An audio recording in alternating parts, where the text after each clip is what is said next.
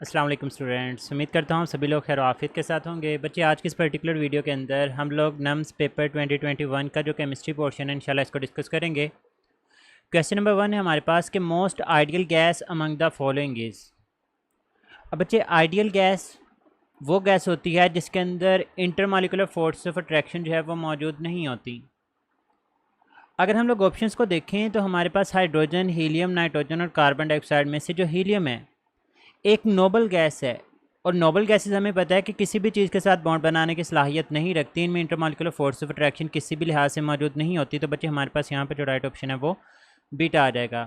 Question number 2 कि two ice blocks stick together, कि अगर हम लोग दो बर्फ़ के ब्लॉक्स को लें तो कहते हैं कि दोनों आपस में एक दूसरे के साथ जुड़ जाएंगे। इसकी रीज़न क्या होगी?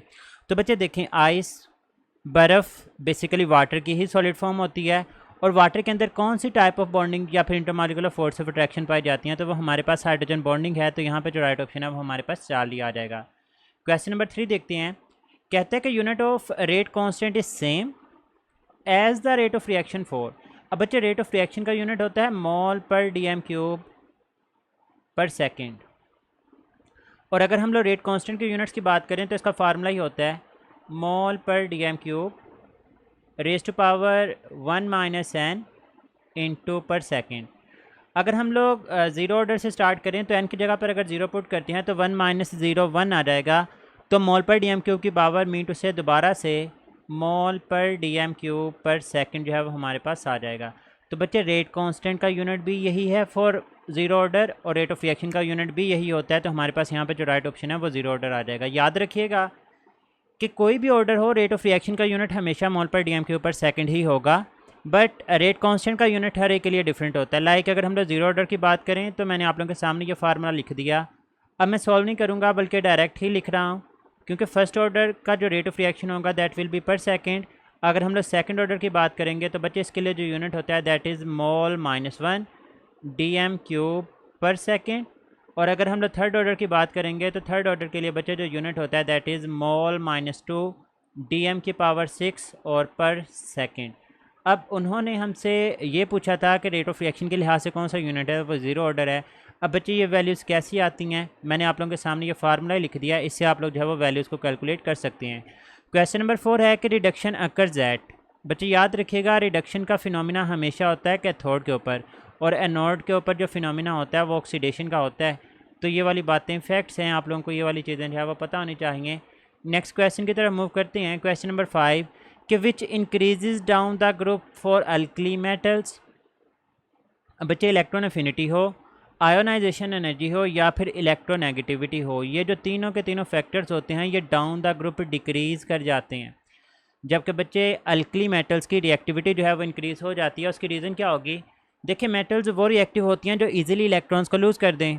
अब डाउन द ग्रुप साइज़ बढ़ता है, जब साइज़ बढ़ेगा तो न्यूक्लियस की वैलेंस इलेक्ट्रॉन्स के ऊपर जो फोर्स ऑफ अट्रैक्शन होती है वो कम हो जाएगी, और अगर न्यूक्लियस की वैलेंस इलेक्ट्रॉन्स के ऊपर फोर्स ऑफ अट्रैक्शन कम हो जाएंगी तो हम लोग बोलेंगे ये इजीली इलेक्ट्रॉन को लूज़ करके उसकी रिएक्टिविटी को जो है वो इंक्रीज़ कर देगा। तो यहाँ पे जो राइट ऑप्शन है बच्चे हमारे पास बीटा आ जाएगा। क्वेश्चन नंबर 6 देखें। कहते हैं कि electron affinity decreases down the group due to. क्यों डिक्रीज़ होती है? Is it due to increase in atomic radius? हो सकता है, क्योंकि एटॉमिक रेडियस बढ़ता है, और जैसे जैसे एटॉमिक रेडियस बढ़ेगा न्यूक्लियस इनकमिंग इलेक्ट्रॉन को अपनी तरफ अट्रैक्ट नहीं कर पाएगा, जिसकी वजह से उसकी इलेक्ट्रॉन एफिनिटी डिक्रीज़ कर जाएगी। तो ये मुझे कुछ हद तक राइट ऑप्शन लग रहा है। बीटा में कहता है डिक्रीज इन एटॉमिक रेडियस, ऐसा तो होते ही नहीं है। आगे कहता है इंक्रीज इन इलेक्ट्रोनेगेटिविटी। तो बच्चे, डाउन द ग्रुप इलेक्ट्रोनेगेटिविटी अभी ऊपर बता के आऊँ कि ये हमेशा डिक्रीज़ करती है, तो ऑल ऑफ दी अबव भी राइट ऑप्शन नहीं है। तो इसका मतलब हमारे पास यहाँ पर जो राइट ऑप्शन है वो अल्फा आ जाएगा। क्वेश्चन नंबर 7 है। कहता है it is impossible for two electrons to have the same value of spin quantum number in the same orbital, it is according to. So this is the statement of Pauli's exclusion principle. बच्चों, आप लोगों ने rule जो है वो अच्छी तरह से याद कर लेने हैं। क्वेश्चन नंबर 8 है कि which one is least ionic. अब बच्चे, आयोनिक करैक्टर डायरेक्टली रिलेट करता है इलेक्ट्रोनेगेटिविटी डिफरेंस के साथ। अब सभी के अंदर क्लोरीन कॉमन है, जो कि हमारे पास मौजूद है बिल्कुल लेफ़्ट साइड के ऊपर, और यहाँ पर एक एलिमेंट है सोडियम, फिर हमारे पास है पोटाशियम, मैग्नीशियम भी मौजूद है, और एलुमिनियम भी मौजूद है। अब इस तरफ हमारे पास जो इलेक्ट्रोनेगेटिविटी होती है वो इंक्रीज़ करती जाती है।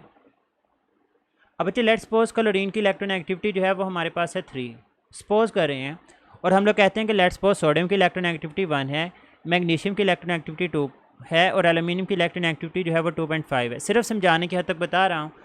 अब जैसे जैसे लेफ्ट राइट मूव करेंगे बच्चे इलेक्ट्रोनेगेटिविटी तो बढ़ती है, लेकिन अगर आप लोग इलेक्ट्रोनेगेटिविटी का डिफरेंस चेक करें तो एल्यूमिनियम और क्लोरीन में जो डिफरेंस है वो है 0.5 का, मैग्नीशियम और क्लोरीन में जो डिफरेंस है वो है 1.0 का, और सोडियम और क्लोरीन में जो डिफरेंस है वो है 2.0 का। इसका मतलब लेफ्ट टू राइट इलेक्ट्रोनेगेटिविटी का डिफरेंस कम होता जा रहा है, और जैसे जैसे इलेक्ट्रोनेगेटिविटी डिफरेंस कम होता जाएगा उसका आयोनिक करैक्टर भी कम होता जाता है। तो बच्चे यहाँ पे हमारे पास जो है वो राइट ऑप्शन बीटा आ जाएगा।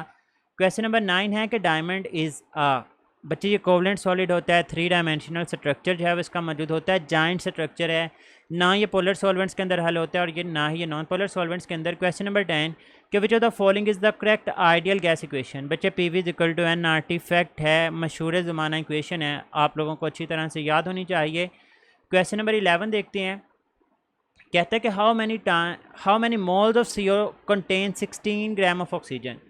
अब बच्चे मोल्स ऑफ CO की बात हो रही है और मैस ऑफ ऑक्सीजन की बात हो रही है।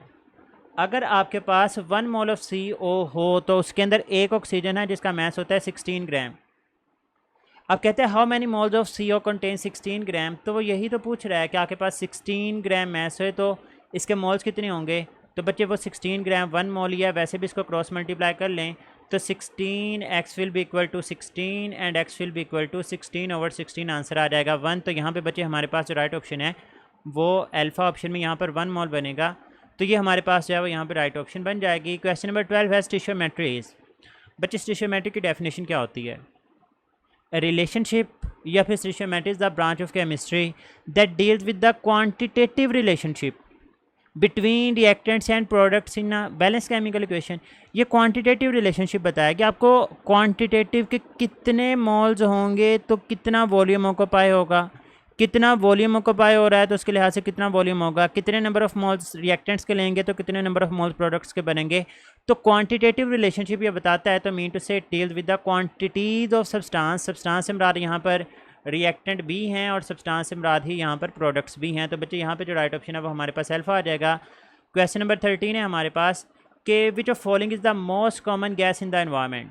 बच्चे हमारे इन्वायरमेंट का 78% पोर्शन जो है वो नाइट्रोजन के ऊपर मुश्तमिल है, तो यही राइट ऑप्शन है।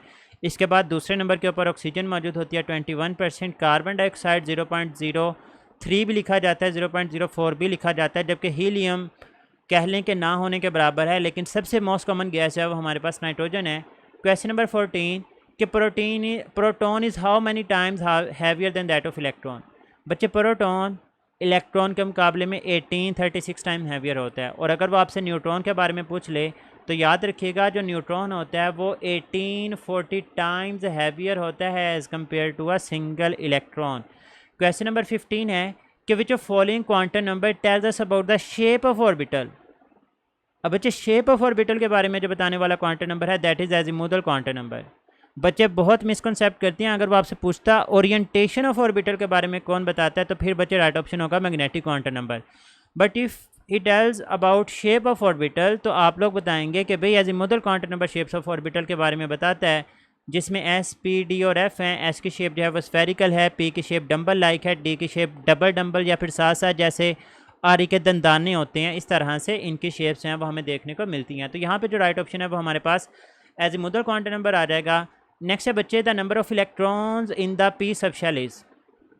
अब पी सब शेल एस के अंदर 2 इलेक्ट्रॉन, पी सब शेल के अंदर 6 इलेक्ट्रॉन, डी सब शेल के अंदर 10 और एफ सब शेल के अंदर जो है वो 14 इलेक्ट्रॉन्स मौजूद होते हैं। तो यहाँ पे जो राइट ऑप्शन है वो डेल्टा आ जाएगा। क्वेश्चन नंबर 17 है कि which one of the following has the greater bond energy.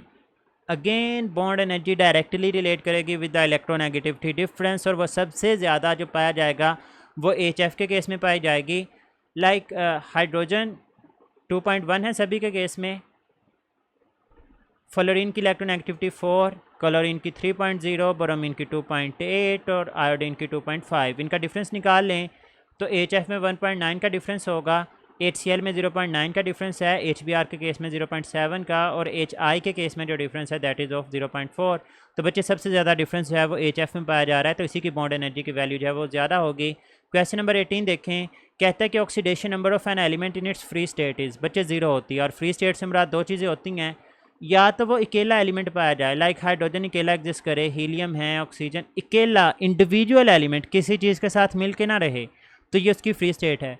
और अगर होमोन्यूक्लियर मॉलिक्यूल है, होमोन्यूक्लियर मॉलिक्यूल से मुराद एक जैसे एटम से मिलकर बना हुआ molecule, like H2O2 O3 Cl2 Br2 F2 N2, एक जैसे एटम से मिलकर मॉलिक्यूल होगा तो इनकी ऑक्सीडेशन स्टेट भी जो है वो ज़ीरो ही होगी, क्योंकि ये उसकी फ्री स्टेट कहलाती है।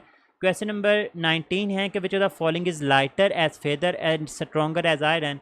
तो बच्चे लाइटर हल्का होना, ग्रेफीन एक single layer of graphite structure को बोला जाता है, इसका जो वज़न होता है वो लाइटर लाइक फीदर है, और ये स्ट्रॉन्गर इसकी टेंसाइल स्ट्रेंथ इतनी होती है कि ये बड़े से बड़े वज़न को बर्दाश्त करने की सलाहियत रखता है। तो बच्चे यही राइट ऑप्शन है, ग्रेफाइट। अब बहुत सारे ग्रेफीन्स हैं वो आपस में मिलेंगे तो ग्रेफाइट एक ह्यूज स्ट्रक्चर बन जाता है। डायमंड वैसे ही हमारे पास 3 डायमेंशनल स्ट्रक्चर और एक ह्यूज स्ट्रक्चर है। मरकरी वैसे ही लिक्विड है तो राइट ऑप्शन बन ही नहीं सकता। क्वेश्चन नंबर 20 देखते हैं। कहते हैं the maximum density of water is at. बच्चे ये फैक्ट है कि वाटर की जो मैक्सिमम डेंसिटी होती है वो 4 डिग्री सेल्सियस के ऊपर होती है, और अगर वो आपसे मिनिमम डेंसिटी के बारे में पूछ ले तो बच्चे इसकी जो वैल्यू होती है वो 0 डिग्री सेल्सियस है। तो ये बच्चे हमारे पास पार्ट 1 था, इंशाल्लाह पार्ट 2 ही इसके साथ भी जो है वो अपलोड कर दिया जाएगा। अपना बहुत सारा ख्याल रखना है, दुआ में याद रखिएगा। फ़ी अमानिल्लाह, अल्लाह हाफिज़।